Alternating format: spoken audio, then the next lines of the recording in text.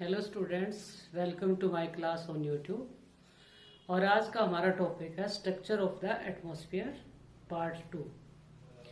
पिछले लेक्चर में हम पढ़ चुके हैं कि वायुमंडल की संरचना क्या है, what is structure of the atmosphere, और वायुमंडल को कितने भागों में हम बांट सकते हैं विशेषताओं के आधार पर। तो बड़े पैमाने पर हमने दो भागों में डिवाइड किया था, लोअर एटमॉस्फेयर और upper atmosphere. Lower atmosphere means धरातल से 50 किलोमीटर की ऊंचाई तक, और इसकी दो लेयर हमने पढ़ी, ट्रोपोस्फेयर और स्ट्रेटोस्फेयर। आज हम पढ़ेंगे अपर एटमॉस्फेयर। अपर एटमॉस्फेयर की बेसिकली 3 परतें हैं, और अपर एटमॉस्फेयर की कोई अपर लिमिट नहीं है। जैसा कि मैं पहले भी बता चुकी हूं कि वैज्ञानिक और ज्यादा एटमॉस्फेयर के बारे में अध्ययन करते जाते हैं और उसकी ऊंचाई और ऊपर तक निर्धारित कर देते हैं। आज जितनी ऊंचाई सेट की गई है, कल को हो सकता है उससे भी ऊपर पता चले कि वायुमंडल है, और वहां पे कौन सी घटनाएं घटित होती हैं, क्या है वहां पे, तो वो लिमिट चेंज हो जाएगी। लेकिन ये शुरू कहाँ से होता है? अपर एटमॉस्फेयर 50 किलोमीटर से ऊपर, यानी समतापमंडल के ऊपर का जो एटमॉस्फेयर है उसको हम अपर एटमॉस्फेयर कहेंगे। और इसकी 3 परतें हैं। तो पहली जो परत है मेसोस्फेयर, मध्यमंडल, क्योंकि वायुमंडल की अभी तक 5 परतें बताई जाती थी, तो ये परत बीच की परत है, 2 इससे नीचे परत और 2 इससे ऊपर, तो इसलिए इस परत का नाम ही रख दिया था मध्यमंडल। तो 50 किलोमीटर से 80 किलोमीटर के बीच में जो लेयर पाई जाती है उसको मध्यमंडल कहा जाता है। इस परत में तापमान ऊंचाई के अनुसार फिर दोबारा कम होना शुरू हो जाता है, घटना शुरू हो जाता है। और इसकी जो अपर लिमिट है वहां पे टेम्परेचर -100 डिग्री सेल्सियस तक पहुंच जाता है। इससे नीचे वाली जो परत है यानी समतापमंडल, उसमें तापमान पहले स्थिर रहता है, फिर ऊंचाई के अनुसार बढ़ना शुरू हो जाता है, और बढ़ के कहां तक हो गया? 0 डिग्री तक पहुंच गया था। लेकिन अब इस परत में फिर दोबारा टेम्परेचर डिक्रीज होना शुरू हो जाता है और -100 डिग्री सेल्सियस तक कम हो जाता है। वायुमंडल की ये सबसे ठंडी परत है। इस परत में वैसे तो कोई महत्वपूर्ण घटना घटित नहीं होती, क्योंकि इसमें न तो आयंस पाए जाते हैं, न ओजोन परत पाई जाती है जो अल्ट्रावायलेट किरणों को सोख लेती हो, न नमी पाई जाती है, न धूल के कण पाए जाते हैं, न कन्वेक्शनल करंट चलती है, न ही कोई वायुमंडलीय घटनाएं घटित होती हैं। तो इसमें बहुत कम जो है वायुमंडल में घटनाएं घटित होती हैं। और इससे नीचे वाली जो परत है उसमें उल्कापात होता रहता है, उल्काएं टकराती रहती हैं। कई बार वही धूल जो है, उल्काओं के टूटने से जो धूल उत्पन्न हुई वो इस वायुमंडल में भी पहुंच जाती है। या हम ये भी कह सकते हैं कि कई बार उल्काओं का जो टकराव है वो इस परत में भी हो जाता है, तो उससे धूल उत्पन्न हो जाती है थोड़ी बहुत मात्रा में, और नमी नीचे वाली परत से थोड़ी बहुत संपर्क में आने की वजह से आ जाती है। तो इस परत में क्योंकि टेम्परेचर बहुत ज्यादा कम है, इसलिए थोड़ी सी नमी में ही वायु संतृप्त हो जाती है और उस नमी को वायुमंडल में छोड़ देती है। तो जो धूल उल्काओं से उत्पन्न हुई है उनके चारों तरफ बर्फ के कण चिपक जाते हैं नमी के रूप में। उनसे निशादीप्त क्लाउड्स, नॉक्टिलुसेंट क्लाउड्स जो है बन जाते हैं कभी कभार। बहुत ऊंचाई पे कभी जब हम देखते हैं तो बहुत ही चमकीले बादल दिखाई देते हैं, वो इस परत के क्लाउड्स हमें दिखाई देते हैं। तो ये परत हुई हमारी कौन सी? मेसोस्फेयर, मध्यमंडल।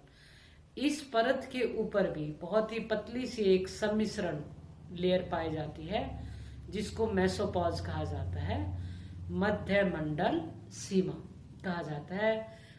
उस परत में मध्यमंडल के और इसके ऊपर जो परत पाई जाती है थर्मोस्फेयर, उसके मिश्रित गुण पाए जाते हैं। तो ये वायुमंडल की बीच वाली परत है, और इसके ऊपर जो परत पाई जाती है थर्मोस्फेयर, तापमंडल कहा जाता है, उसको उष्ण मंडल भी कह सकते हैं।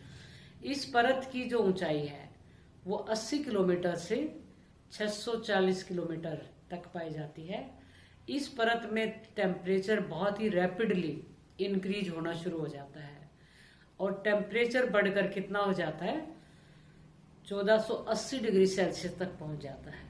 टेम्परेचर इतना ज्यादा बढ़ने की वजह क्या है? क्योंकि इस परत में जो डेंसिटी हवाई मंडल की बहुत ही कम हो जाती है, विरल पाई जाती है हवा, थोड़ी सी भी उष्मा जो ग्रहण वायुमंडल करता है उसी से टेम्परेचर बहुत ज्यादा हाई हो जाता है।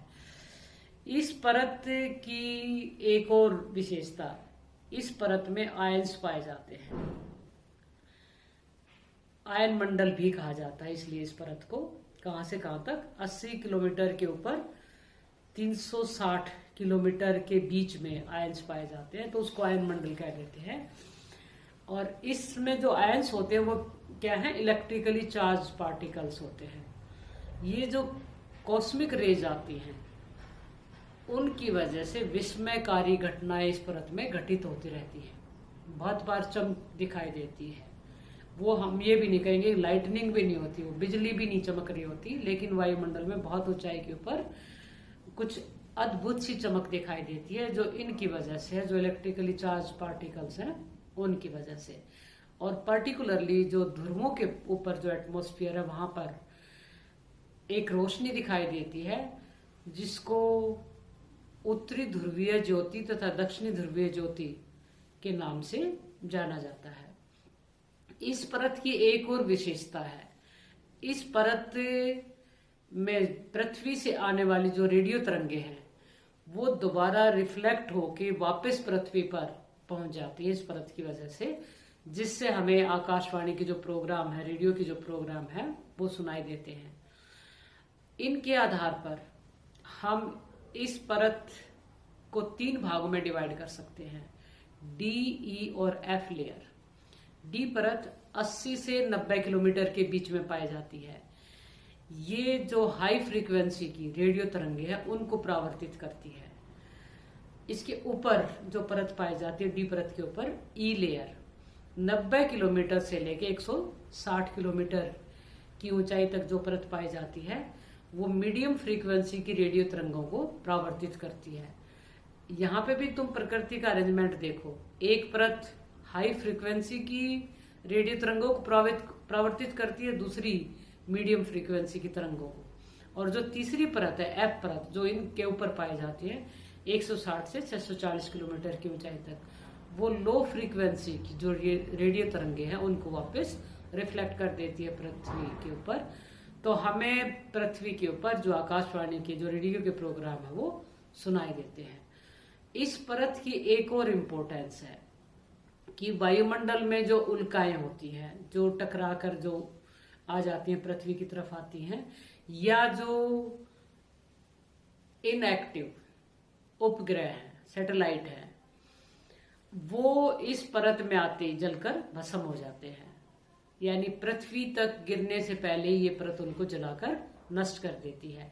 तो ये भी एक हिसाब से हमारे लिए सुरक्षा कवच का काम करती है। तो प्रकृति ने हर लेवल पर मनुष्य के लिए या पृथ्वी के लिए सुरक्षा कवच बना रखे हैं। जहां पे जिस चीज की जरूरत है उसका अरेंजमेंट प्रकृति ने बखूबी किया है।